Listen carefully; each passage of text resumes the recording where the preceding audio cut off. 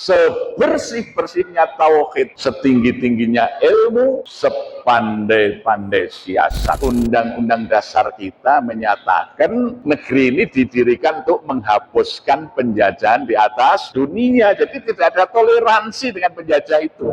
Merdeka! Allahumma salli wa sallim wa barik ala Muhammad wa ala alihi wa sahbihi wa mawala. Amma ba'd.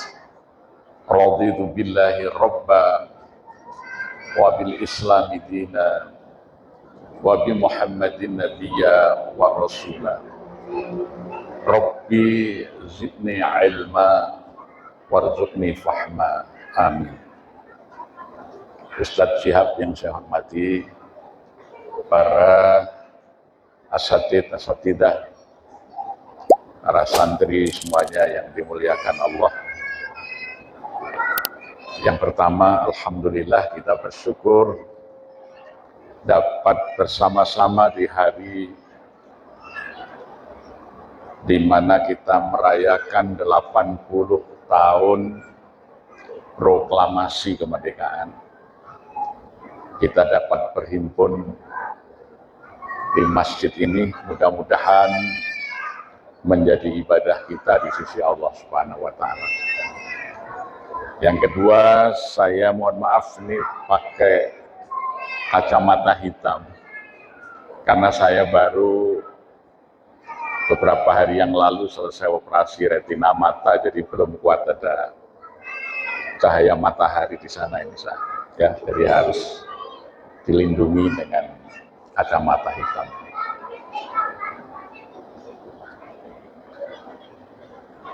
Kepada anak-anak muda,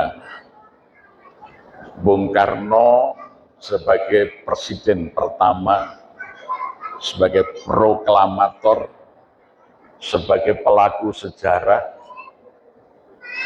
beliau sering mengingatkan dengan ucapan akronim Jali Merah.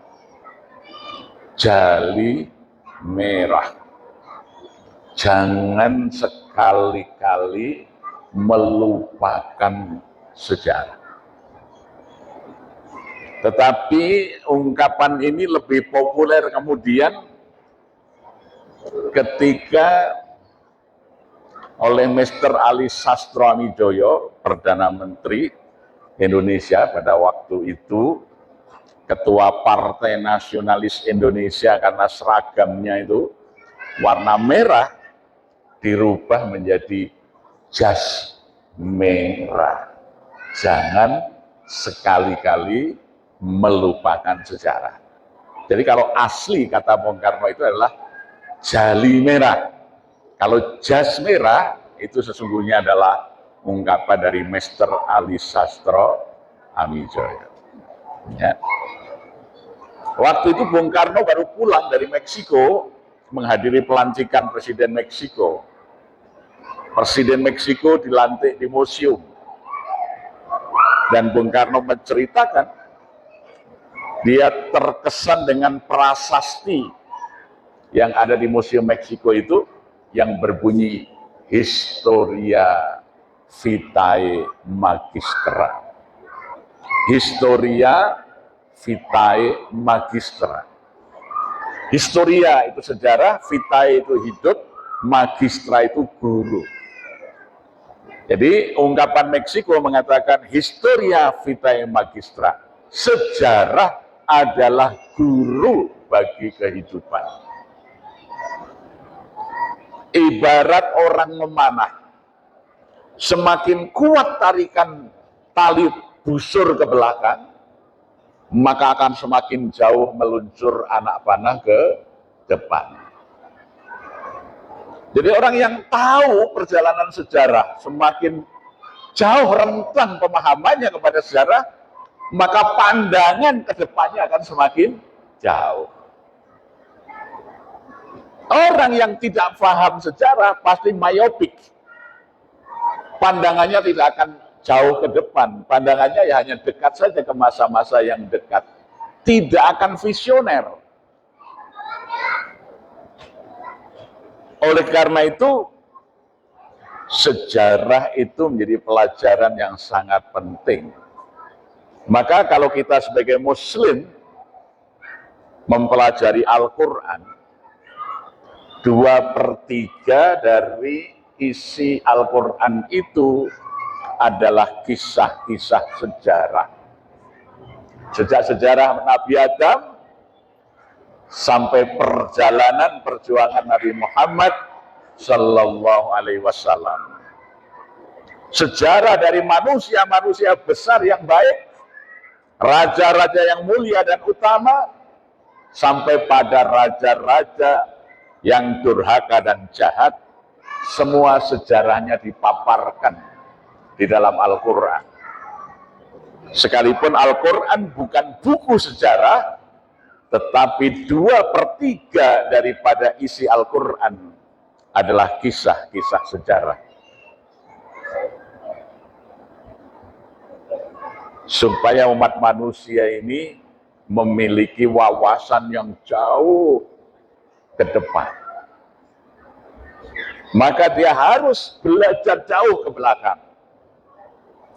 Jadi diibaratkan orang yang memanah itu, kalau daya tariknya kepada tali busur itu jauh ke belakang, maka melesat anak panahnya itu jauh ke depan.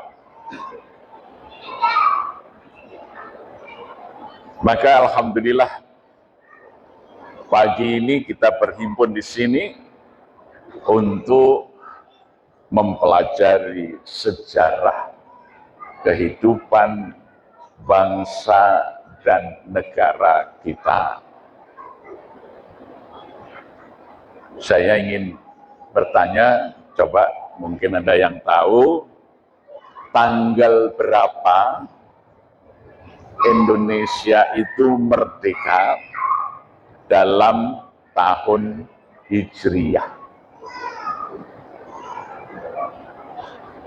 Kita ini Muslim ini ya. Kita selalu memperingati kemerdekaan 17 Agustus 45. Itu kalender Hijriahnya tanggal berapa kira-kira? Ada? Ya, silakan. Silakan yang keras. Tanggalnya benar ya. Tanggal 9 Ramadan, tapi tahunnya tahun 1364 Hijriah. Ya.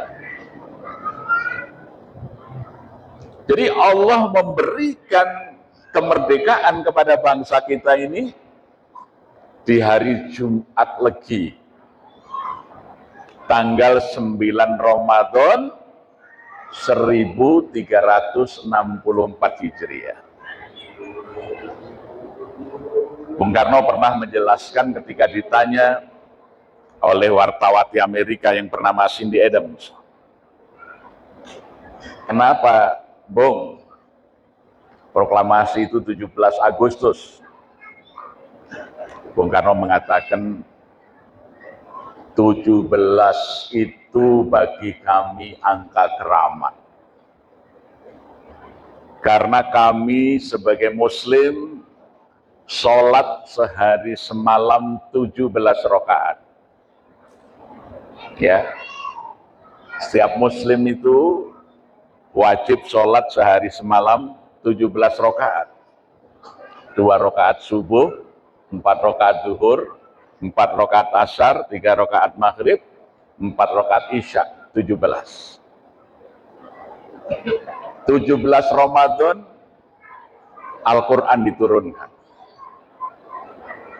Aku pilih hari Jumat karena itu adalah Sayyidul Ayam, penghulu hari. Aku pilih itu bulan Ramadan, Sayyidus Syuhur, penghulunya bulan. Dan sebagai orang Jawa, Legi itu menjanjikan kemanisan. Jadi ini menggambarkan kemerdekaan kita ini hari Jumat Legi, bulan Ramadan, yaitu tanggal 9 Ramadan. Tahunnya 1364 Hijriah.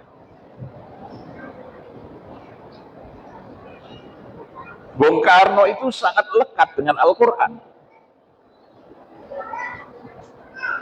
Bahkan beliau bercerita ketika tahun 1949, ketika dia ditangkap oleh Belanda sebagai Presiden Republik Indonesia, ya, itu tahun 48, tanggal 19 Desember, ibu kota negara kita di Yogyakarta diserang oleh musuh, oleh Belanda, untuk menghapus peta Indonesia dari dunia. Bung Karno ditangkap, dibuang ke Brastagi, Sumatera Utara. Jadi di rumah tahanan di Brastagi itu, satu pagi Bung Karno itu lagi membaca koran. Jadi dulu di tahanan disediakan koran bagi tahanan-tahanan politik. Tiba-tiba masuk Musiah. Musiah itu orang Magetan, Jawa Timur yang merantau ke Sumatera Utara menjadi juru masak di rumah tahanan itu. Menangis menghadap Bung Karno. Ditanya, kenapa kamu menangis, Musiah? Iya Bapak, saya tadi lagi masak serundeng. Tahu serundeng? Ya, kelapa yang diparut itu ya, di bumbu untuk lauk makan. Saya lagi masak serundeng, tentara penjaga datang ke dapur bertanya, Musiah, kamu masak apa? Masak serundeng. Untuk siapa? Untuk Bung Karno. Tidak usah masak lagi. Karena nanti jam 11, Bung Karno akan saya tembak mati. Saya menunggu surat perintah dari Medan. Jadi Musiah itu bercerita pada Bung Karno begitu sambil menangis, bahwa pagi tadi lagi masak serundeng, penjaga tahanan mengatakan Bung Karno akan ditembak mati jam 11. Bung Karno mengatakan, berdiri semua bulu-bulu kuduk saya, gentar gemetar hati saya.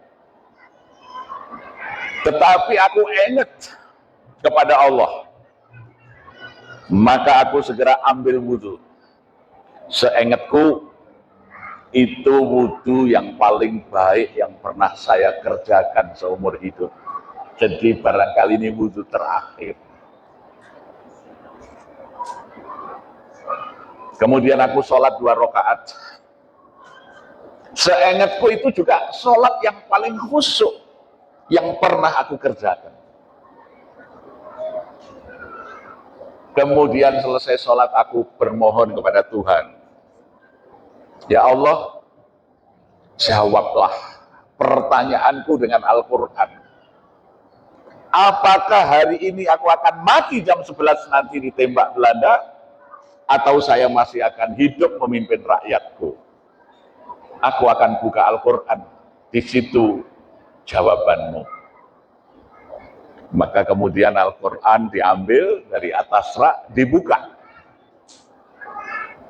Sampai ketika dia buka pertama kali adalah surah Ar-Rum ayat 31 yang berbunyi, walakinna aktsaron nasi la ya'lamun.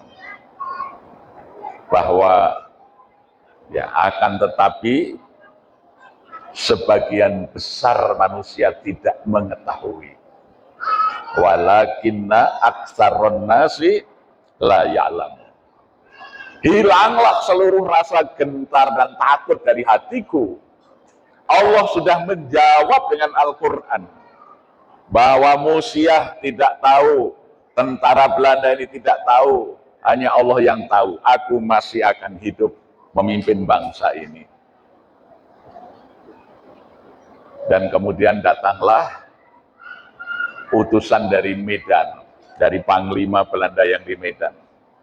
Surat perintah kepada tentara itu untuk menyiapkan barang-barang Soekarno karena Soekarno akan dibebaskan, dibawa pulang ke Jogja untuk menerima penyerahan kedaulatan. Dia akan jadi presiden kembali. Tapi saya nggak tahu apakah anaknya yang bernama Megawati dan cucunya Puan itu sering baca Quran atau enggak. Jadi begitu, persoalan yang hidup tahu mati, Soekarno bertanya kepada Allah dengan Al-Quran. Karena memang Bung Karno itu digembleng masa mudanya sejak umur 13 tahun menjadi santrinya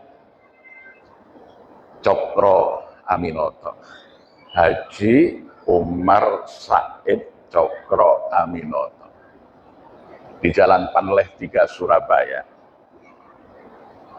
Jadi oleh bapaknya dan ibunya diantar untuk jadi santri belajar kepada Haji Umar Said Cokro Aminoto sebagai pemimpin syarikat Islam. Disitulah di tempat tauhidnya.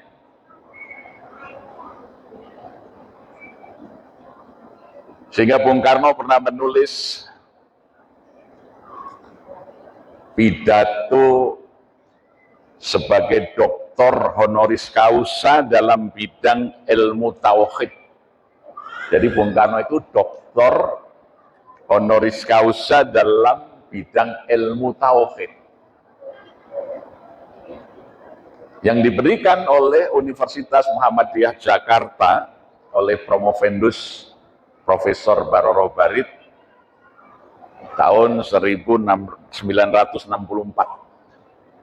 Judul pidatonya adalah Tauhid adalah jiwaku.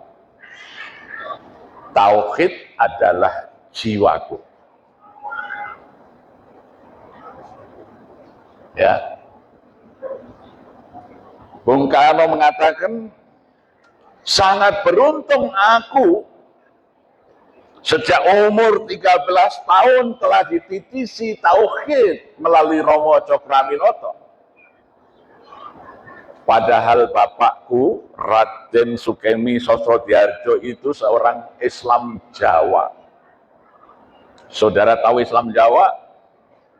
Islam Jawa itu adalah Islam yang dipenuhi dengan klenik, tahyul, bid'ah dan khurafat. Tetapi dengan gemblengan Romo Cokro itu bapakku menjadi seorang muslim. Ibuku Ida Ayu Nyoman Rai itu dulu ketika perawan penyembah berhala.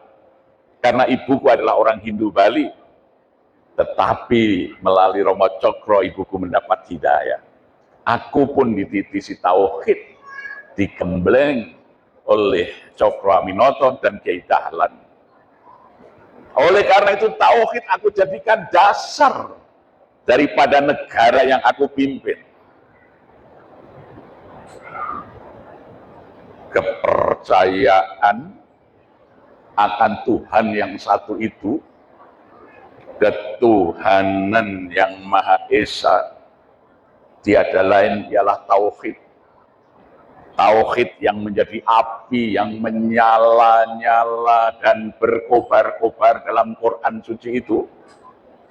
Dan jikalau tauhid itu telah pula menyala-nyala dan berkobar-kobar pula dalam dadanya bangsa Indonesia, maka bangsa Indonesia akan menjadi bangsa yang tidak pernah mati. Ya. Ini pidato Bung Karno mengajarkan kepada kita tentang tauhid.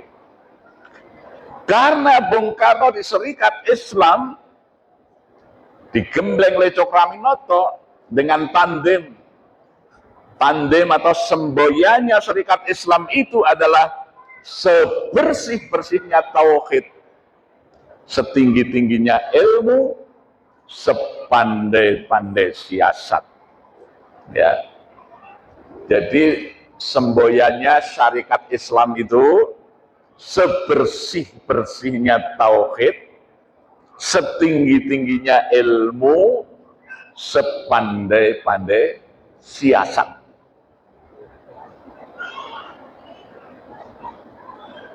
Karena gagasan ini diinspirasi oleh seorang tokoh pan-islamisme dari Afghanistan, yaitu Syekh Jamaluddin Al-Afghani. Syekh Jamaluddin Al-Afghani dalam pidato radio di tahun 1932 itu mengatakan, la islama illa bil quwwah wala quwwata illa bil ittihad wala ittihada illa bil fadail wala fadaila illa bit tauhid. Tidak akan jaya Islam kecuali dengan kekuatan. Tidak akan kuat Islam kecuali dengan persatuan. Tidak akan bersatu Islam kecuali dengan kemuliaan akhlak para pemimpinnya. Dan tidak akan berakhlak para pemimpin itu kecuali dengan tauhid. Maka gerakan syarikat Islam itu untuk membangun kekuatan adalah merintis persatuan. Supaya bisa bersatu, membangun akhlak para pemimpin. Supaya pemimpin bisa berakhlak baik, harus ditempa lebih dahulu tauhidnya. Maka diletakkan dasar negara ini tauhid, ketuhanan yang Maha Esa. Maka nanti para pemimpin akan adil dan beradab. Maka sila pertama itu ketuhanan yang Maha Esa, baru kemanusiaan yang adil dan beradab. Kalau pemimpinnya mereka adil dan beradab, bukan zalim dan biadab. Kalau pemimpinnya itu tidak adil dan tidak beradab, pemimpinnya itu zalim dan biadab. Kalau pemimpinnya adil dan beradab, rakyatnya pasti bersatu, maka persatuan Indonesia. Untuk memelihara, menjaga persatuan itu, kalau ada perbedaan dimusyawarahkan. Musyawarah yang dipimpin oleh para pemimpin yang memiliki hikmat dan kebijaksanaan. Maka sila keempat adalah kerakyatan yang dipimpin oleh hikmat kebijaksanaan dalam permusyawaratan perwakilan. Maka para pemimpin akan bisa menciptakan keadilan sosial bagi seluruh rakyat Indonesia. Akarnya itu, kata Bung Karno, adalah di tauhid itu.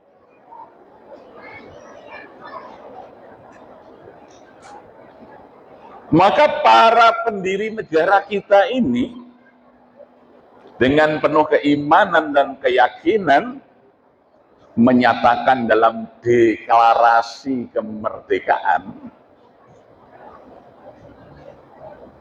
yaitu kemerdekaan itu atas berkat rahmat Allah yang Maha Kuasa dan didorongkan oleh keinginan yang luhur supaya berkehidupan kebangsaan yang bebas, maka rakyat Indonesia menyatakan dengan ini kemerdekaannya. Jadi di alinea yang ketiga, pembukaan dan dasar 45 itu, sikap bangsa Indonesia itu menyadari sepenuhnya kemerdekaan itu adalah atas berkat rahmat Allah yang Maha Kuasa. Bagaimana tidak? Bangsa kita ini sudah dijajah 300 tahun lebih. Sering dibulatkan 350 tahun. Dari mana itu? Yaitu dari saat didirikannya negara Hindia Belanda. Jadi ketika VOC datang, kemudian menguasai Jayakarta, Jayakarta diganti nama menjadi Batavia. Di Batavia itu pada tanggal 30 Mei 1619 dengan hak oktroi dari Ratu Belanda, John Peter Soenkun mendirikan negara namanya Netherlands Hindia Belanda. Sehingga wilayah kita ini disebut negara Hindia Belanda. Yaitu wilayah Indonesia ini menjadi Hindia Belanda. 70 kerajaan dan kesultanan yang ada menjadi protektorat, menjadi negara kecil dalam perlindungan Hindia Belanda. Jadi negara jajahan, negara taklukan. Ya. Siapa yang pertama kali menyadari bahwa ini penjajahan harus dilawan?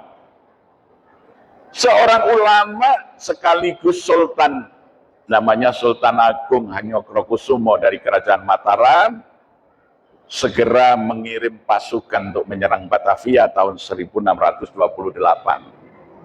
di bawah pimpinan Tumenggung Baurekso, ya, dan Tumenggung Wiroguno. Mataram menyerang Batavia, tapi banyak pengkhianat, ya, yang kemudian bekerja sama dengan VOC membakari logistik gudang-gudang pangannya prajurit Mataram ini.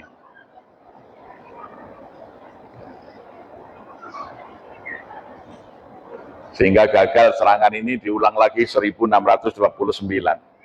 Nanti sambung menyambung, dari generasi-generasi kita melawan Belanda. Tetapi tidak ada yang berhasil. Siapa yang mengusir Belanda dari Indonesia?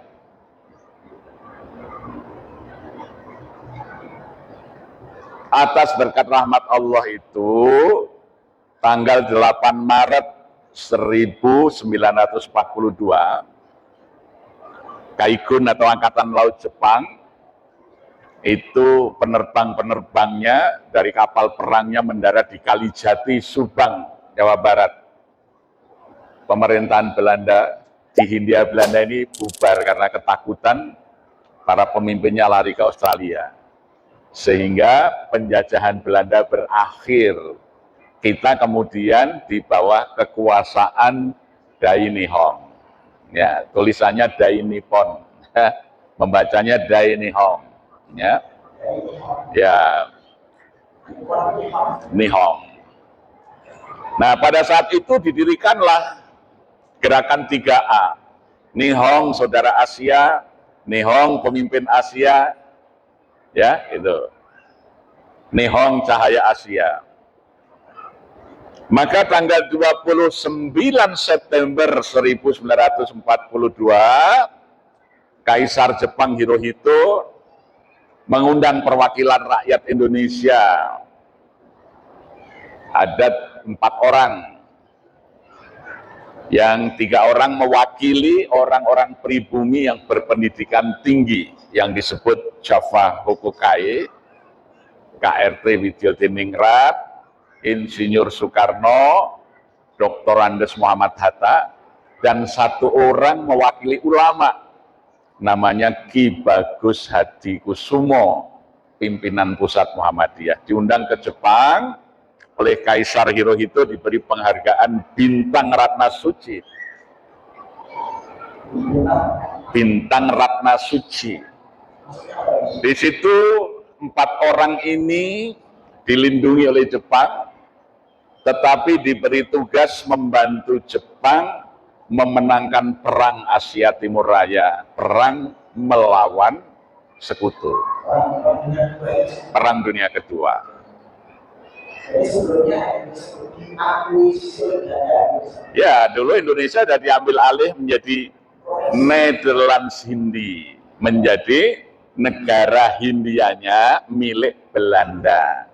Maka pemimpinnya disebut Gubernur Jenderal. Ya, Gubernur Jenderal Hindia Belanda. Yaitu yang pertama kali namanya John Peter Sun Kun.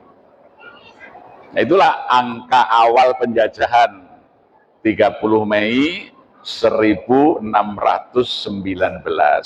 Berakhir 1942. Tanggal 8 Maret. Nah, ini kan 300 sekian tahun, sehingga dibulatkan 300,5 tahun atau 3,5 abad Belanda dianggap menjadi penjajah. Ya. Nah, Bung Karno karena sangat paham sejarah, dia sudah punya prediksi.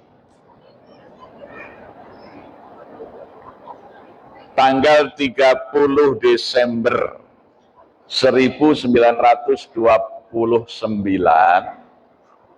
itu Bung Karno pidato di hadapan Perhimpunan Perjuangan Politik Indonesia. Pidatonya hanya singkat karena langsung di stop, diberhentikan oleh Velpolis, oleh Intel polisi Belanda, kemudian ditangkap, di penjara 2 tahun 4 bulan karena pidato singkatnya ini. Apa pidatonya Bung Karno yang buat dia ditangkap Belanda? Prediksi Soekarno tentang kemerdekaan.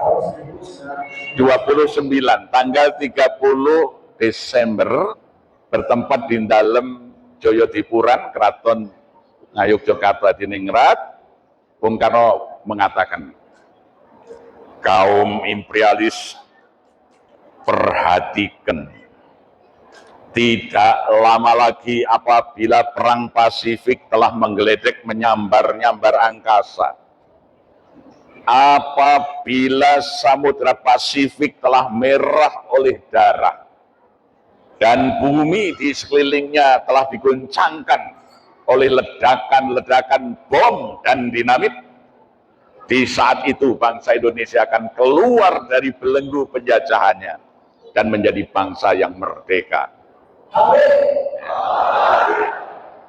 Karena Bung Karno sudah memiliki gambaran ketika Jepang mengalahkan Rusia, Bung Karno memperhitungkan orang-orang kulit putih kalah oleh orang Asia. Tidak akan terima, pasti mereka akan bersekutu membalas kekalahan itu.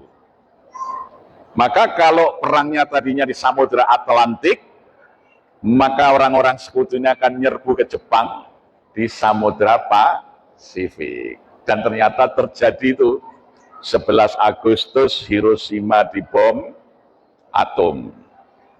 Ya. Tahun 45. Kemudian Nagasaki tanggal 9 Agustus juga dibom atom. Tanggal 12 Agustus Kaisar Hirohito mengangkat bendera putih, Jepang menyerah tanpa syarat kepada sekutu. Nah, ketika para pemuda kita mendengar berita radio bahwa Jepang telah menyerah kepada sekutu, maka mereka mendesak Bung Karno, Bung Hatta untuk segera menyatakan kemerdekaannya. Ya. Jadi itu sudah diprediksi di tahun 29 itu. Nah, karena pidatonya itu Bung Karno di penjara 2 tahun 4 bulan, tokoh-tokoh nasional kita yang sepuh-sepuh itu menjenguk Bung Karno ke penjara, memberi nasihat. Jangan keras-keras kalau pidato. Kami memperjuangkan Indonesia berparlemen di bawah payung Belanda saja ditolak. Bung, kamu itu menuntut Indonesia merdeka sekarang. Bung Karno dinasihati begitu. Apa kata Bung Karno? Ayam berkokok karena telah melihat fajar menyingsing. Fajar menyingsing bukan karena kokok ayam. Aku ini ibarat ayam kampung yang cari makan sendiri. Tuan-tuan duduk di wakil rakyat di Fokrats, digaji oleh Belanda, tuan-tuan masih tertidur lelap di kursi empuk.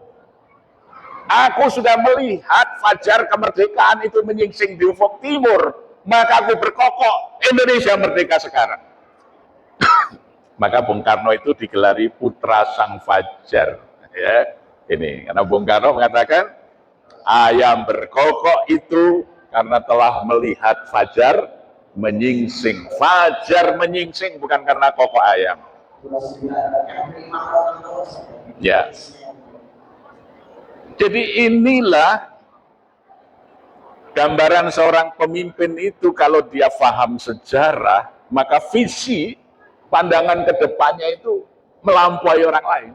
Tahun 29 dia sudah menggambarkan akan ada perang Pasifik dan itu kesempatan bangsa Indonesia untuk merdeka.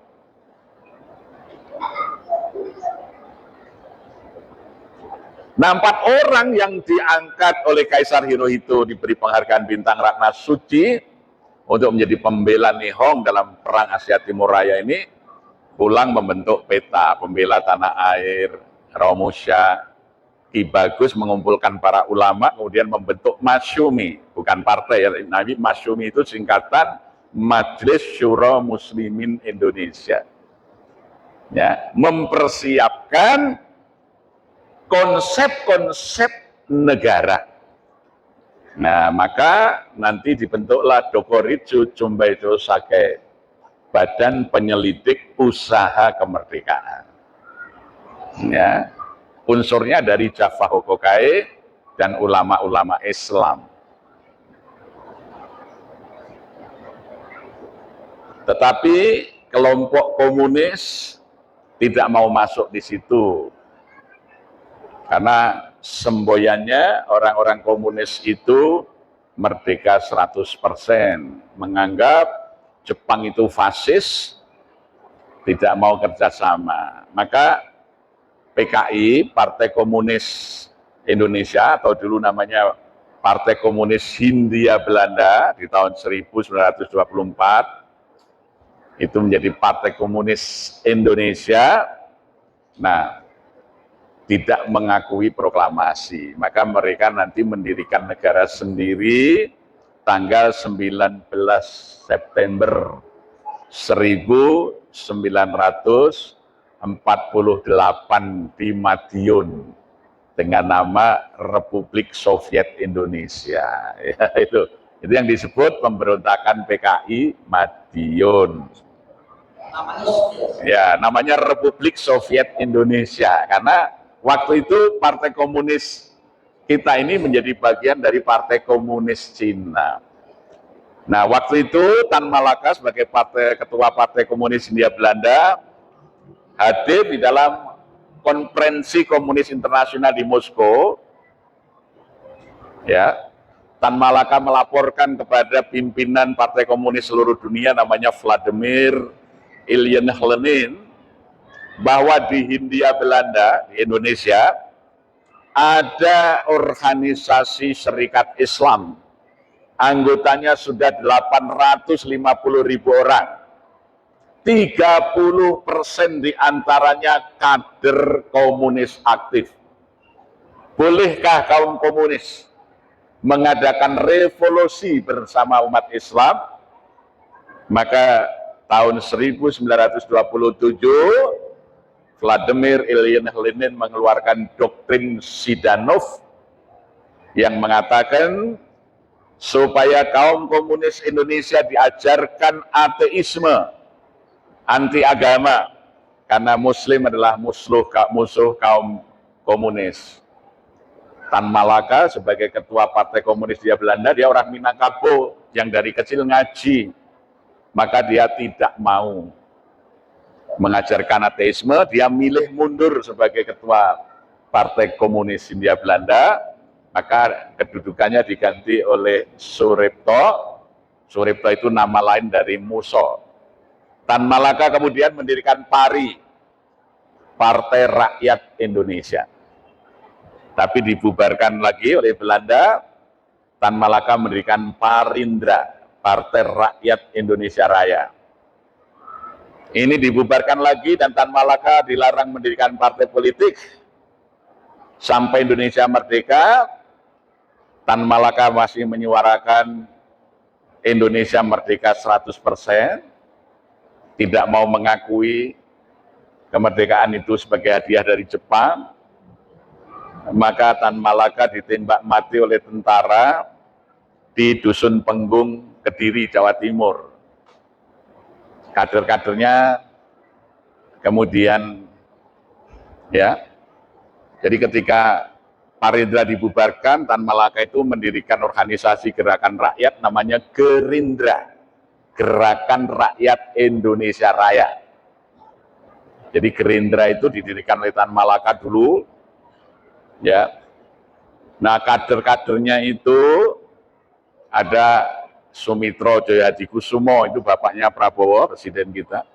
Ada Syahrir, ada Khairul Soleh, ada Adam Malik, ya. Ada Sujatmoko. Maka ketika Tan Malaka tadi ditembak mati tahun 48, kader-kader intelektualnya kayak Sumitro, Syahrir ini mendirikan PSI, Partai Sosialis Indonesia. Adam Malik, Latif Indraningrat, Khairul Saleh mendirikan Partai Murba, Musawarah Rakyat Banyak, Murba. Ya, PSI kemudian dibubarkan bersama Mas Syumi oleh Bung Karno tahun 63. Maka Sumitro Hadikusumo kemudian bergabung dengan PRRI Permesa dan kemudian melarikan diri ke Hong Kong, ya. Kemudian pindah ke Taiwan. Nah, itu kemudian setelah Bung Karno jatuh, Sumitro dipanggil oleh Pak Harto dijadikan menteri. Maka putranya sekarang mendirikan partai, masih melanjutkan Gerindra namanya. Jadi Gerindra itu sudah ada dari tahun 1932, ya, gitu. Ideologinya adalah kerakyatan atau Marxisme, tetapi tidak ateis, itu, ya. Itu Tan Malaka. Ya, Tan Malaka itu dulu pusat kegiatannya di Solo. Maka ketika Indonesia merdeka, ya, kader-kader dari Tan Malaka ini langsung menyerbu Keraton Kasunanan Surakarta. Karena waktu itu sikap Pepatih Dalem Surakarta belum jelas sehingga dibunuh oleh Dewan Banteng di bawah pimpinan Dr. Muwardi, ya. Dan kemudian Dr. Muwardi mengatakan kekuasaan Sunan hanya di dalam benteng keraton.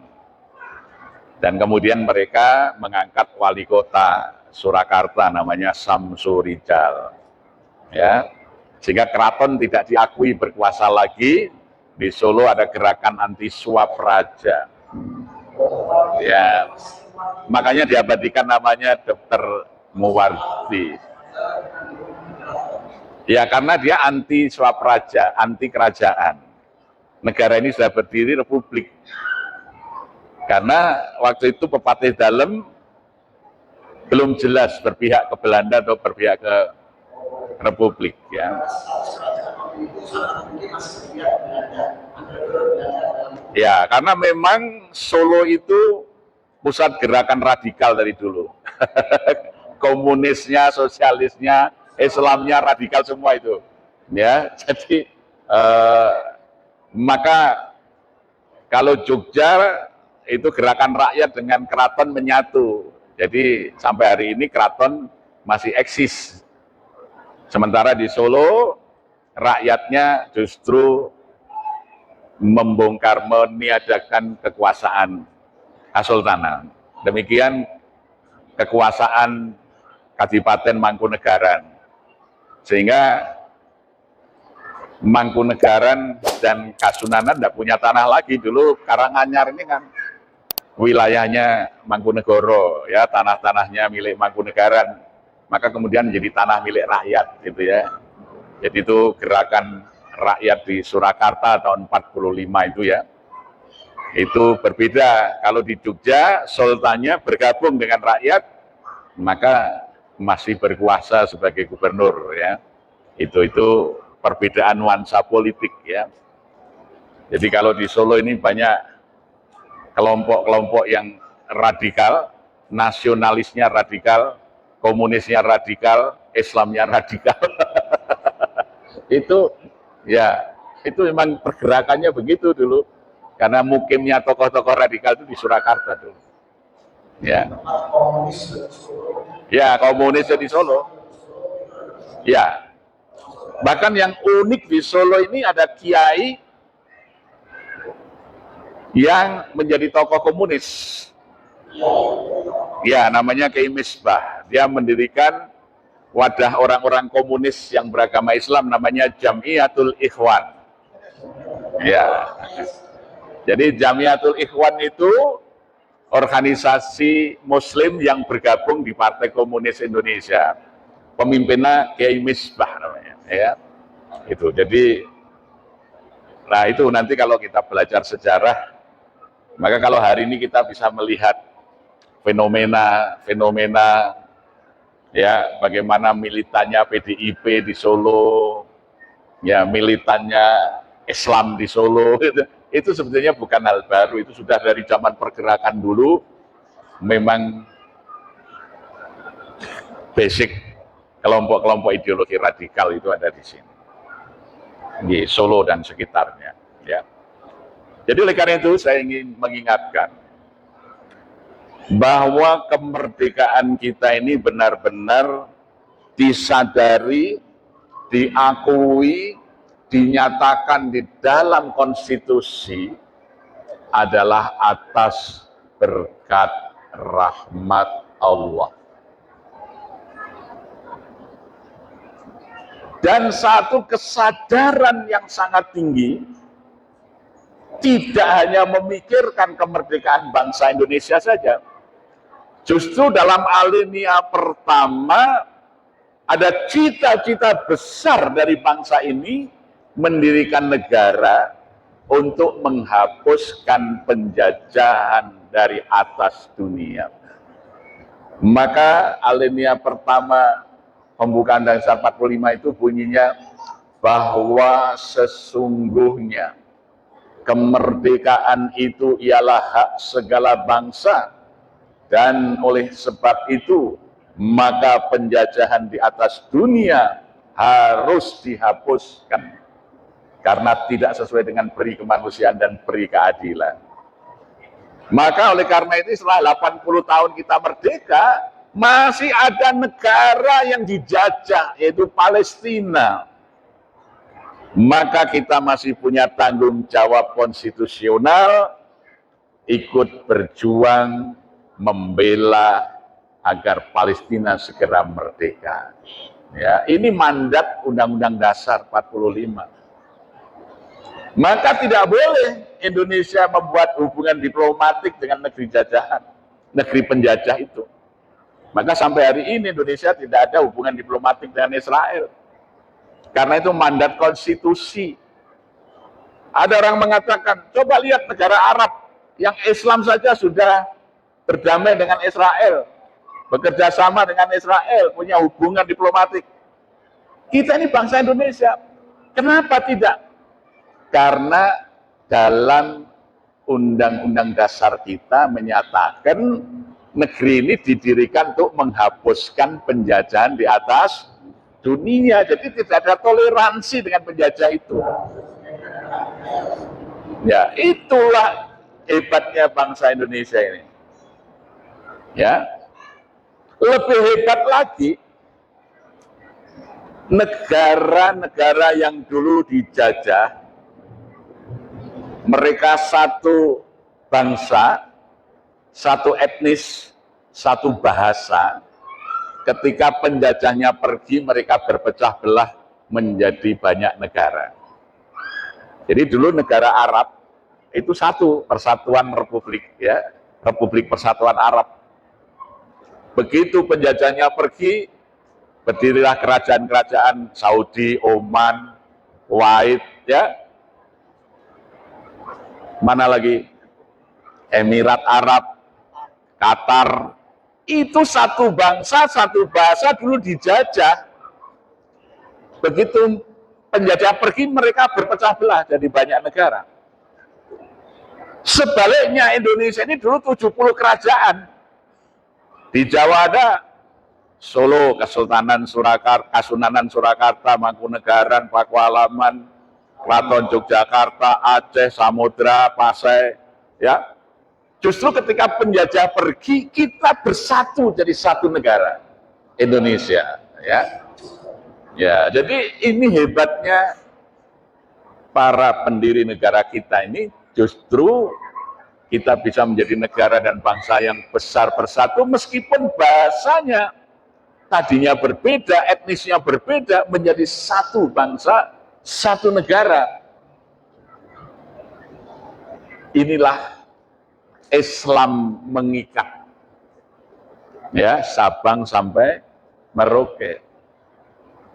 Karena tidak ada yang bisa menyatukan ini kecuali literasi yang sama, yaitu ajaran Islam, syariat Islam, bahasa Arab, huruf Arab, ya, yang disesuaikan dengan lahjah Indonesia menjadi Arab Melayu, Arab Jawi, Arab Pegon. Maka ketika kita bersumpah sebagai satu bangsa, dipilih bahasa persatuannya itu bahasa Melayu, bukan bahasa Jawa yang mayoritas rakyat ini tidak mayoritas minoritas, tapi sangat logis mengakui bukti sejarah bahwa lingua franca, bahasa komunikasi, bahasa hukum yang difahami semuanya adalah berdasarkan bahasa Melayu yang akarnya adalah bahasa Arab. Hurufnya juga Arab Melayu, Arab Pegon, Arab Jawi. Jadi Islamlah yang menjadikan bangsa kita ini satu, sekalipun etnisnya berbeda, bahasanya berbeda. Islam telah menyatukan Sabang Merauke itu. Oleh karena itu musuh-musuh Islam itu, musuh negara kita, ingin mencoba memisahkan Islam dari negara. Ya, kalau saja Islam ini tidak berjalan di dalam kehidupan bernegara kita ini, negara kita ini sudah pecah. Oleh karena itu, syariat Islam itu hidup di dalam praktek bernegara kita. Ya, ini disampaikan oleh Bung Hatta dalam pidato di Sanyo Kaigin tanggal 15 Mei tahun 45. Sanyo Kaigin itu DPR-nya zaman Jepang. Bung Hatta mengatakan kita tidak ingin mendirikan sebuah negara nasional modern yang memisahkan antara agama dan negara, negara dan agama. Boleh jadi hukum-hukum agama akan menjadi hukum negara melalui proses objektif di parlemen. Maka ianya tidak lagi disebut sebagai hukum agama, ianya disebut sebagai hukum negara. Tetapi kita akan memisahkan antara urusan agama dan urusan negara, agar urusan agama tidak menjadi perkakas politik penguasa. Ya, jadi di negara Indonesia ini hukum agama syariat Islam bisa menjadi hukum negara. Ya, jadi hukum perkawinan itu menjadi hukum negara. Namanya Undang-Undang Nomor 1 Tahun 1974. Tidak disebut sebagai munakahat. Undang-undang waris. Ya. Undang-undang wakaf, undang-undang zakat, undang-undang haji, undang-undang syariah, ekonomi syariah, perbankan syariah, sukuk syariah. Tetapi urusan agama itu tidak diurus oleh pemerintah. Contohnya apa? Menetapkan kapan awal Ramadan, kapan Idul Fitri, itu bukan kewenangan pemerintah. Itu diserahkan kepada kelompok agama. Seharusnya tidak ditetapkan oleh pemerintah. Jadi ada pertanyaan yang sering menunjukkan ketidakfahaman kita tentang konsep bernegara ini. Contohnya misalnya, kamu Idul Fitrinya ikut pemerintah atau ikut Muhammadiyah? Itu pernyataan yang salah, pertanyaan yang salah, karena menetapkan hari raya bukan urusan negara. Ya, itu urusan itu tidak diurus oleh negara. Nanti jadi perkakas politik, gitu loh. Ya, sholat subuh kunut atau tidak, lah itu urusan agama, bukan urusan negara. Ya, kalau negara lain, misalnya di Malaysia, itu ada akta atau undang-undang dasar menyatakan agama resmi Malaysia adalah Islam bermadzhab Syafi'i. Itu jelas. Hanya ada 2 negeri atau 2 provinsi di Malaysia yang bukan Syafi'i, yaitu Kedah dan Perlis. Ya, disebut Ahlus Sunnah. Jadi kalau di Indonesia, madzhab Syafi'i ini disebut Ahlus Sunnah wal Jamaah. Tapi kalau di Malaysia, semuanya Syafi'i. Yang tidak Syafi'i disebut Ahlus Sunnah wal Jamaah. Itu negeri Kedah dan Perlis. Ya. Kenapa negara Malaysia itu menetapkan madzhab Syafi'i? Karena mereka menggunakan doktrinnya Al-Mawardi, ya, bahwa sultan itu harus tetap ditaati sekalipun maksiat, supaya eksistensinya tetap ada. Makanya di Malaysia untuk mempertahankan kesultanan, sultan itu sebagai kepala negara, kepala pemerintahannya adalah Perdana Menteri. Karena ada 9 sultan, maka di sana digilir setiap 3 tahun sekali. Sultan-sultan itu bergiliran menjadi kepala negara, disebut yang di Pertuan Agung. Ya. Nah, gitu, yang di Pertuan Agung punya hak veto, ya, terhadap negara, karena dia kepala negara, tapi bukan kepala pemerintahan. Kepala pemerintahannya itu yang amat berhormat Perdana Menteri. Sekarang namanya, ya, WIB, yang amat berhormat siapa? Anwar Ibrahim. Ya. Nah itu, jadi agama ditetapkan. Di Brunei juga begitu, madzhab Syafi'i 100%. Di Indonesia urusan agama terserah, ya, mau Syafi'i, Maliki, Hanafi, tidak bermadzhab, silakan saja, ya. Tetapi hukum Islam bisa menjadi hukum negara. Itulah negara kita yang bisa kita laksanakan Islam, ya, melalui proses bernegara. Jadi negara ini adalah negara Muslim, bukan negara Islam. Jadi Indonesia ini disebut Muslim State, negaranya orang Muslim. Maka negara harus memfasilitasi rakyatnya melaksanakan ajaran agamanya. Ya, jadi ini kebetulan saya sedang menguji undang-undang zakat, ya, karena saya ingin mempertegas negeri ini Muslim State, bukan Islamic State. Ya, ini sudah sidang keberapa? Kelima, ya. Sudah sidang kelima kami di Mahkamah Konstitusi, ya. Saya sebagai pribadi mengajukan uji undang-undang. Saya sebagai penggugat prinsipal, ya. Ya karena itu saya tidak ingin pemerintah itu hanya ngurusi agama kalau ada uangnya. Haji diurus karena duitnya banyak, wakaf diurus karena duitnya banyak, zakat diurus karena pemerintah pengen ngasih makan bergizi gratis, uangnya nggak ada, mau diambilkan dari uang zakat ya. Jadi, nah bahkan nanti bisa tidak sesuai dengan asnafnya itu, maka itulah yang saya kemudian sebagai pribadi warga negara saya mengajukan gugatan ke Mahkamah Konstitusi. Alhamdulillah ini sudah 5 kali sidang. Ini sudah sampai pada kesimpulan menunggu vonis atau penetapan dari pleno Majelis Hakim Konstitusi yang 9 orang itu. Ya. Jadi karena tanggung jawab kita mengawal negara ini, ya maka kita harus punya sikap teguh kepada negara, teguh pada prinsip negara, tetapi harus kritis terhadap penguasa. Jangan sampai penguasa itu menyimpang dari tujuan negara. Ya, itu yang harus kita kawal. Ya. Demikian, karena waktu saya kembalikan kepada pembawa acara. Assalamualaikum warahmatullahi wabarakatuh. Saya tutup dengan salam nasional, merdeka! Kalau merdeka jangan menggenggam begini. Merdeka ini kalau Bung Karno begini.